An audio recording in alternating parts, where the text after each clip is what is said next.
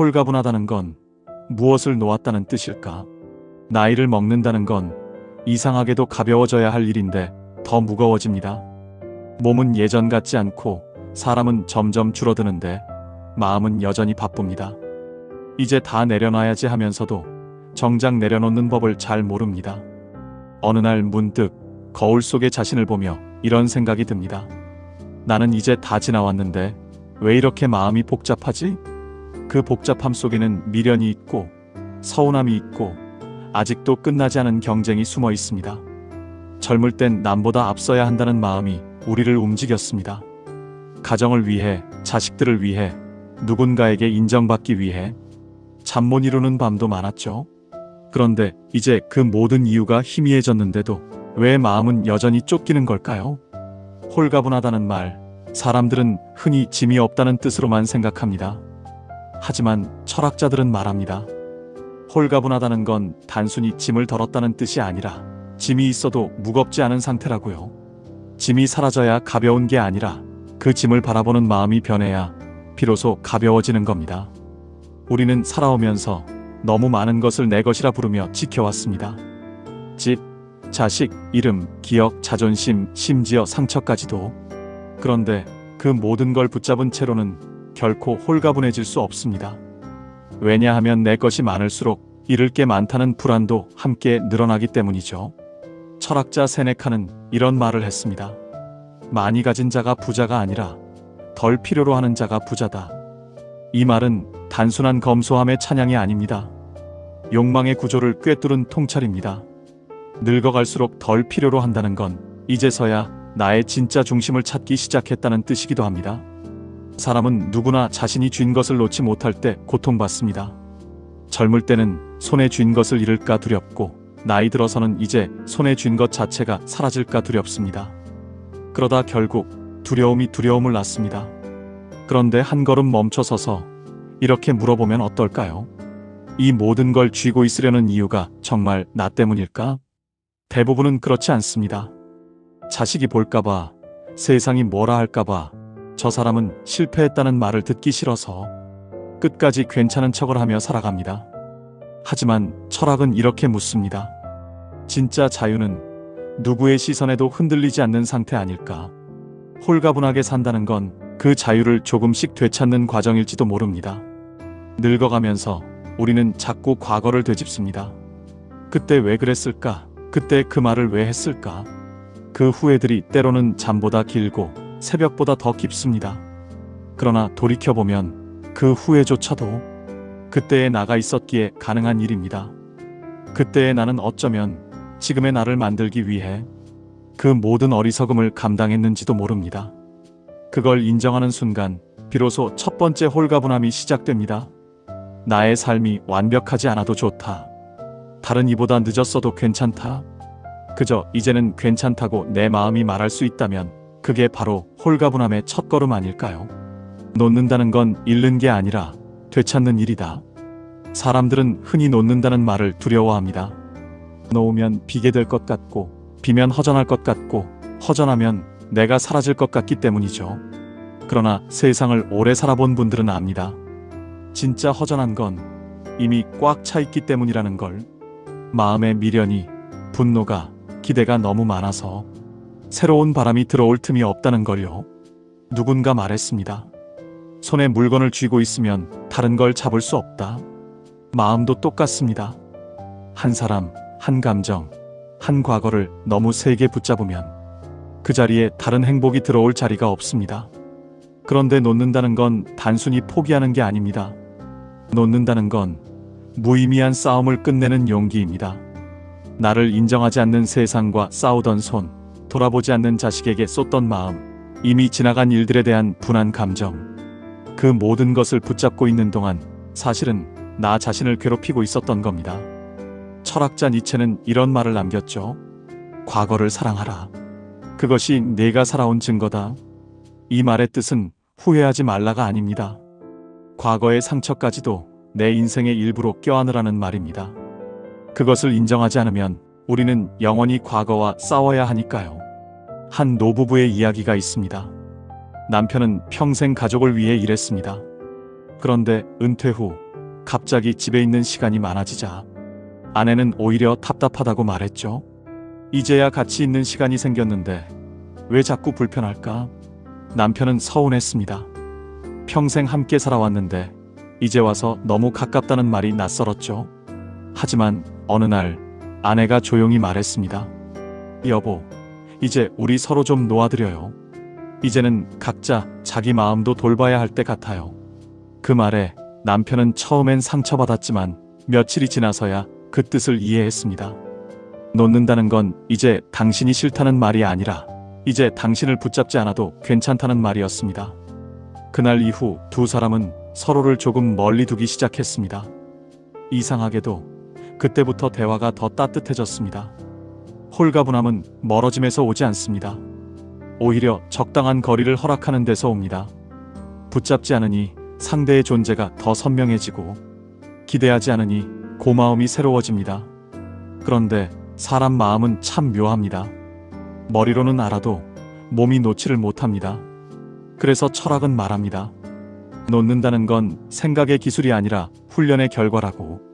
한 번에 완전히 놓는 사람은 없습니다. 다만 조금씩 덜 매달리고 덜 반응하고 덜 괴로워하는 법을 배우는 거죠. 어느 철학자는 인간의 고통을 이렇게 설명했습니다. 고통은 사건이 아니라 해석이다. 우리에게 일어난 일보다 그 일을 어떻게 해석하느냐가 마음을 무겁게도 가볍게도 만든다는 뜻이죠. 그러니까 놓는다는 건 그 사건을 지워버리는 게 아니라 그 사건을 다른 눈으로 다시 보는 일입니다. 그때 그 일 덕분에 지금의 내가 있구나. 이렇게 말할 수 있는 순간 우리는 이미 절반은 놓은 셈입니다. 늙어서 홀가분해진다는 건 결국 무엇을 잃는 게 아니라 내 안의 평화를 되찾는 일입니다. 그리고 그 평화는 누가 가져다 주는 게 아니라 내가 허락해야 오는 것입니다. 비교의 끈을 놓아야 진짜 내 인생이 시작된다. 사람이 늙어가며 가장 놓기 힘든 게 무엇인지 아십니까? 바로 비교입니다. 남과 나를 비교하고 과거의 나와 지금의 나를 비교하고 심지어 상상 속에 있었어야 할 나와도 비교합니다. 저 사람은 아직 건강하던데 나는 왜 이렇게 아프지? 그 집 아들은 잘 나간다더라. 우리 애는 아직. 젊을 땐 나도 저랬는데 이젠 다 끝났지 뭐. 이런 말들이 입안에서 돌 때마다 마음의 무게는 조금씩 더 늘어갑니다. 철학자 쇼펜하우어는 말했습니다. 행복은 비교가 사라질 때 비로소 시작된다. 비교는 언제나 결핍을 불러옵니다. 내가 가진 것보다 남이 가진 걸 먼저 보게 만들죠. 그 순간 내 삶은 나의 것이 아니라 타인의 그림자 속에 묻히게 됩니다. 하지만 나이 들어 다시 깨닫게 됩니다. 인생은 경쟁이 아니라 과정이었다는 걸요. 젊을 때는 남보다 앞서야 한다고 믿었지만 돌이켜보면 그 모든 경쟁은 결국 내 안의 부족함을 증명하기 위한 몸부림이었습니다. 노년의 철학은 다릅니다. 이제는 이기거나 지는 게 아니라 나답게 살아가는 게 중요하죠. 그런데 나답다는 말은 남과 달라서가 아니라 남과 비교하지 않아서 가능한 것입니다. 한 어르신이 이런 말씀을 하셨습니다. 나는 평생 남 따라가느라 내 길을 못 갔다. 그분은 젊을 땐 친구처럼 사업을 해보려다 실패하고 중년엔 형님처럼 살림을 꾸려보려다 빚을 졌다고 했습니다. 그리고 환갑이 넘어 이렇게 말하셨죠. 이제와 생각하니 나는 평생 다른 사람의 인생을 살았더라. 그분은 뒤늦게 깨달았습니다. 비교는 나를 자극하는 게 아니라 조용히 나를 소모시키는 일이라는 걸요. 남의 성공은 나의 실패가 아니고 남의 불행이 나의 위로가 될 수도 없습니다. 모두 각자의 속도와 길이 있는 것뿐입니다. 그렇다면 왜 사람은 그토록 비교를 멈추지 못할까요? 철학적으로 말하자면 비교의 뿌리는 인정 욕구에 있습니다. 누군가에게 괜찮은 사람으로 보이고 싶은 마음. 그 마음이 평생 우리를 붙잡아둡니다. 하지만 이제는 그 마음을 조금 놓아야 할 때입니다. 이제 나를 인정해줄 사람은 세상이 아니라 나 자신이니까요. 내가 나를 괜찮다고 말할 수 있으면 그게 진짜 홀가분함입니다. 남이 뭐라 하든 나는 나답게 산다. 이 말을 입 밖으로 낼 수 있는 용기, 그게 바로 늙어서 얻는 진짜 자유 아닐까요? 한 노년 철학자가 이런 말을 했습니다. 인생의 후반전은 더 이상 쌓는 시기가 아니라 비우며 빛나는 시기다. 이 말은 단순히 절약이나 단념이 아닙니다. 이제는 세상의 기준이 아니라 내 마음의 기준으로 사는 시기라는 뜻입니다. 우리는 늘 남이 그은 선 위를 걸어왔습니다. 학교에서, 직장에서, 가족 속에서 이 정도는 해야 한다는 선. 하지만 그 선은 누구의 인생을 위한 것이었을까요? 나를 위한 선은 아니었을 겁니다. 그래서 노년에는 그 선을 지우고 내 그림을 다시 그릴 수 있어야 합니다. 늙어서 홀가분하게 산다는 건 남보다 못하다는 생각을 버리는 데서 시작됩니다. 나의 느림이 부끄럽지 않고 나의 부족함이 흉이 아니며 내가 아직도 살아있다는 사실 하나만으로도 충분히 가치 있다는 걸 받아들이는 것. 그 순간 마음은 한결 고요해집니다. 남의 인생을 바라보던 눈이 비로소 내 안을 향하니까요. 그리고 그때 우리는 깨닫습니다. 홀가분함이란 세상을 등지는 것이 아니라 비교 없는 마음으로 세상을 다시 품는 일임을. 후회를 끌어안는 순간 마음이 가벼워진다.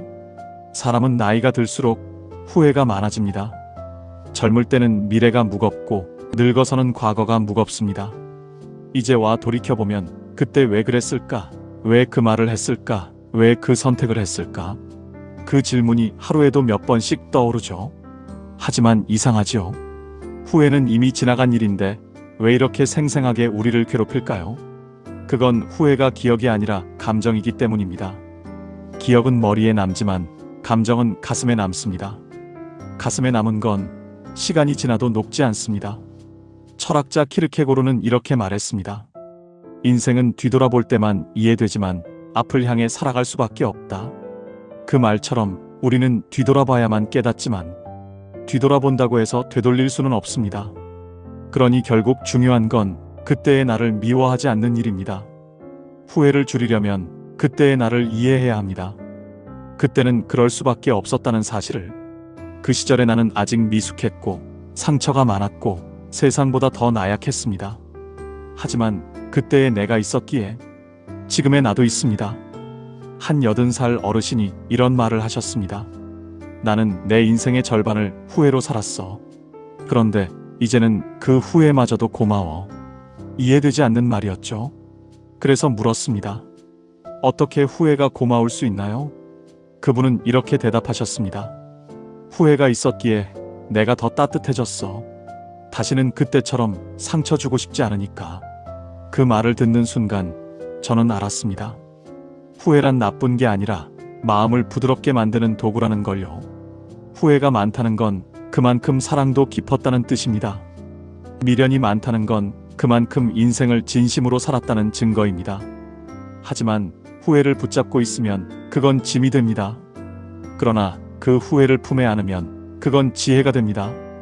두 태도의 차이는 오직 하나, 인정입니다. 그때의 나를, 그때의 선택을, 그때의 무지를 인정하는 일. 그 인정은 단순히 말로 하는 게 아닙니다. 눈을 감고 그때의 나를 마음속에 불러서 이렇게 말해보세요. 괜찮아.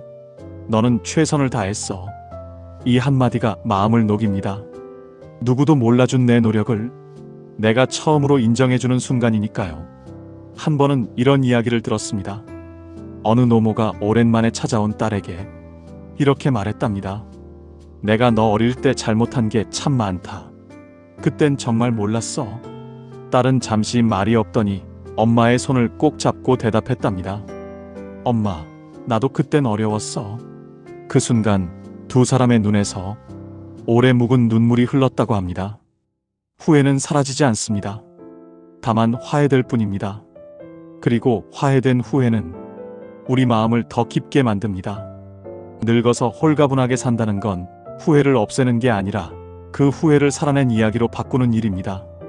그때의 나를 미워하지 말고 그때의 나를 끌어안으세요. 그 품 안이 따뜻해질수록 마음의 무게는 가벼워집니다. 홀가분하게 사는 사람들의 하루에는 공통점이 있다.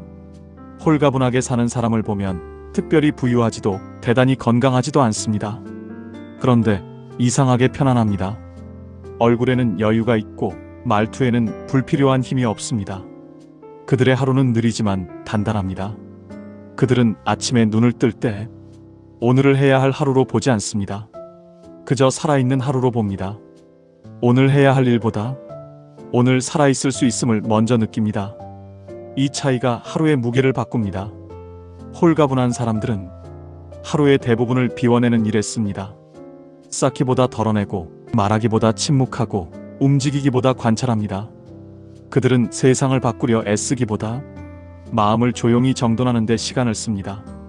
한 할머니가 이런 말씀을 하신 적이 있습니다. 나는 요즘 하루를 이렇게 보내요. 눈 뜨면 고맙다 하고 밥 먹을 땐 감사하다 하고 누울 땐 미안하다 해요. 그 세 마디가 그분의 하루였습니다. 고맙다, 감사하다, 미안하다. 그 속엔 다 담겨 있었죠. 기쁨도 용서도 평화도. 철학자 마르쿠스 아우렐리우스는 이렇게 말했습니다. 평온한 영혼은 자신이 할 수 없는 일에 동요하지 않는다. 홀가분하게 산다는 건 내가 할 수 없는 일을 인정하고 할 수 있는 일에 집중하는 지혜입니다. 그들은 늙음을 두려워하지 않습니다. 왜냐하면 늙는 나도 살아있는 나의 일부이기 때문입니다. 주름은 부끄러움이 아니라 내가 웃어온 시간의 흔적이니까요. 몸이 약해질수록 그들은 마음을 더 단단히 세웁니다. 홀가분한 사람의 하루에는 또 하나의 특징이 있습니다. 불필요한 말이 없습니다. 그들은 더 이상 설득하지 않습니다. 오래 살아보니 사람은 듣고 싶은 말만 듣는다는 걸 알기 때문입니다. 그래서 대신 그들은 더 자주 들어줍니다. 이따금 이런 분이 계시죠? 누가 긴 이야기를 해도 그저 고개를 끄덕이며 그랬구나. 그 한마디로 마음을 녹이는 사람. 그게 바로 홀가분하게 사는 사람의 언어입니다. 그 말 안에는 판단이 없고 경쟁이 없고 대신 깊은 이해가 있습니다. 홀가분한 사람은 자기 인생을 평가하지 않습니다. 잘 살았다, 못 살았다 그런 말을 하지 않죠. 그들은 이렇게 말합니다.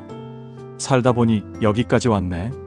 그 한마디에 모든 억울함과 미련이 녹아 있습니다. 그들은 알고 있습니다. 세상은 이해하려 들수록 복잡해지고 그냥 받아들이면 단순해진다는 걸요. 그래서 오늘 하루도 불평 대신 미소를 선택합니다. 모자람 대신 감사함을 보고 과거 대신 지금을 바라봅니다. 그런 하루들이 쌓여서 한 인생이 됩니다. 그 인생은 비록 조용하지만 그 속엔 묵직한 평화가 깃듭니다. 홀가분하게 사는 법은 멀리 있지 않습니다. 조용히 아침 햇살을 맞으며 오늘도 살아있구나. 그 한 생각만으로도 충분합니다. 그 마음으로 하루를 시작하면 세상은 더 이상 나를 흔들지 못합니다. 홀가분함의 근원은 믿음에서 온다.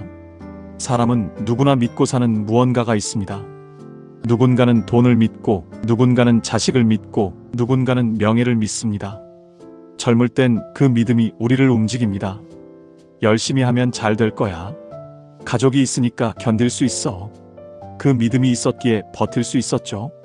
하지만 나이가 들면 그 믿음들이 하나둘씩 흔들리기 시작합니다. 돈은 더 이상 나를 지켜주지 못하고, 자식은 각자의 삶으로 멀어지고, 명예는 세월 속에 잊혀집니다. 그때 우리는 묻습니다. 이제 나는 무엇을 믿고 살아야 할까? 철학은 이렇게 답합니다. 홀가분한 사람은 외부가 아니라 자기 안을 믿는 사람이다. 세상이 무너져도 누가 알아주지 않아도 자신의 마음을 신뢰할 수 있다면 그게 진짜 평안의 뿌리입니다. 홀가분함은 사실 신념의 문제라기보다 태도의 문제입니다. 무엇이 옳고 그르냐보다 무엇을 받아들이고 내려놓을 수 있느냐가 중요하죠. 모든 걸 이해하려 하지 않고 모든 걸 이기려 하지 않으며 그저 삶이 흘러가는 대로 자기 자리를 지키는 태도, 그게 믿음의 또 다른 이름입니다. 한 노신사가 이런 이야기를 들려주셨습니다. 나는 평생 노력했지만 인생은 계획대로 되지 않더군. 그런데 어느 날부터인가 일이 잘 안 풀릴 때 오히려 마음이 편했어.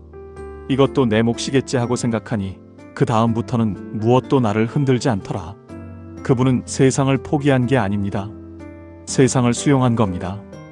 홀가분함의 철학은 포기가 아니라 수용입니다. 그 수용은 단념이 아니라 삶에 대한 신뢰에서 나옵니다. 모든 것은 이유가 있어서 온다.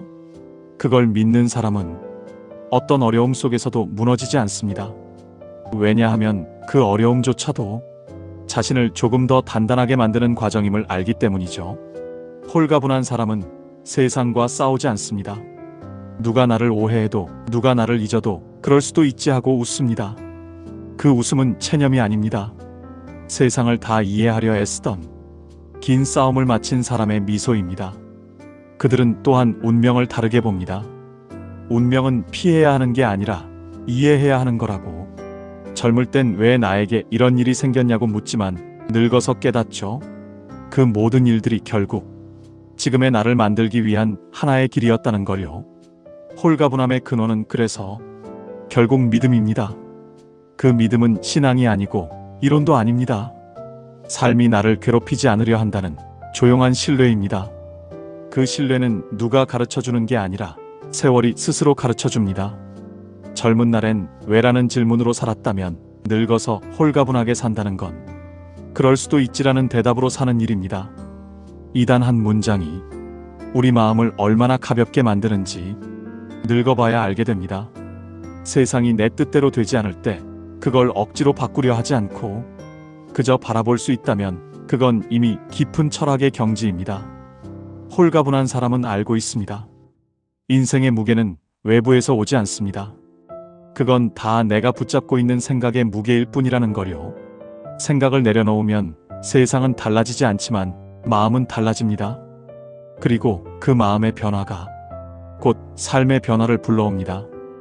홀가분한 마음으로 마무리한다는 것의 의미, 살아보니 알겠더군요.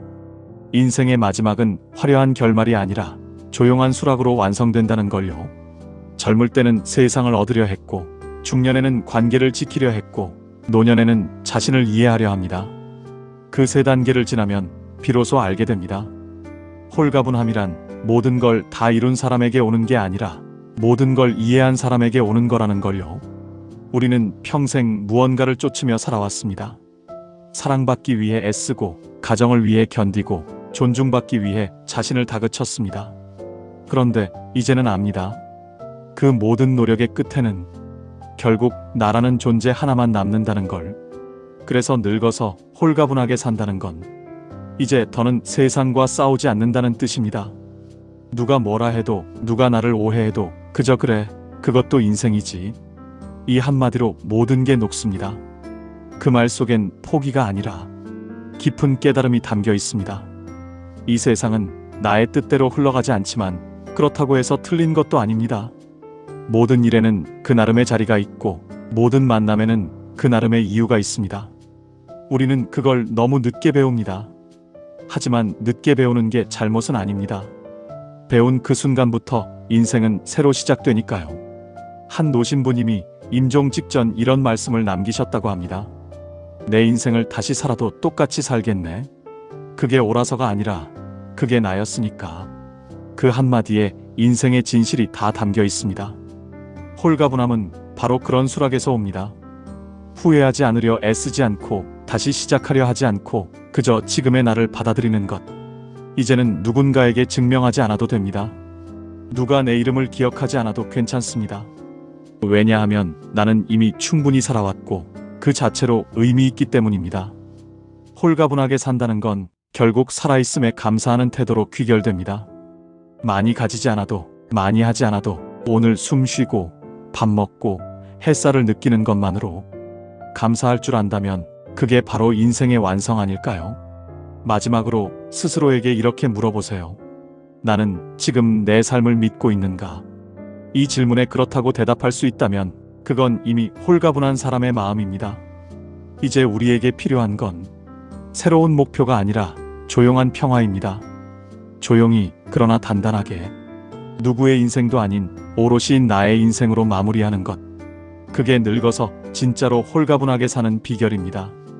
오늘 당신의 하루가 조금 덜 바쁘고 조금 더 가벼웠으면 좋겠습니다. 홀가분한 인생은 멀리 있지 않습니다. 지금 이 순간 당신이 한숨 대신 미소를 지을 때 이미 시작된 것입니다.